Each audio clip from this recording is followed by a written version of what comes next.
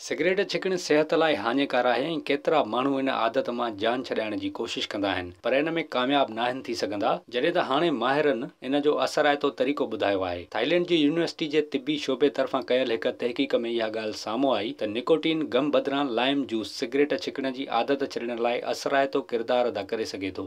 माहिरनि तरफ़ां कयल इन तहक़ीक़ में निकोटीन गम जी भेट में लाइम जूस खे सिगरेट छिकण जी आदत जे ख़ात्मे में मदद जे तौर ते इस्तेमाल जी तासीर जो तजुर्बो कयो वियो। इन तहक़ीक़ में 18 वरियनि या उन खां वधीक उमिरि जे अहिड़नि माण्हुनि खे शामिल कयो वियो जेके सिगरेट छिकींदा हुआ ऐं उन आदत खां छुटकारो हासिल करणु चाहिनि पिया। तहक़ीक़ में शामिल रज़ाकारनि खे ॿ धार ग्रुपनि में विरहायो वियो। उन्हनि मां हिक ग्रुप खे ताज़ो लाइम जूस जॾहिं त ॿिए ग्रुप खे निकोटीन गम इस्तेमाल करायो वियो। इहा तहक़ीक़ 9 खां 12 हफ़्तनि ताईं जारी रही। तहक़ीक़ जे नतीजनि मां ख़बर पई त लाइम जूस निकोटीन सां भरपूर गम जो हिकु बहितरीन ऐं महफ़ूज़ मुतबादिल आहे जेको सवलाई सां हर जाइ ते दस्तियाब बि आहे, जॾहिं त इन जा केतिरा ई ॿिया बि फ़ाइदा आहिनि। विज़िट कयो अवामी आवाज़ मीडिया ग्रुप जी वेबसाइट awamiawaz.pk।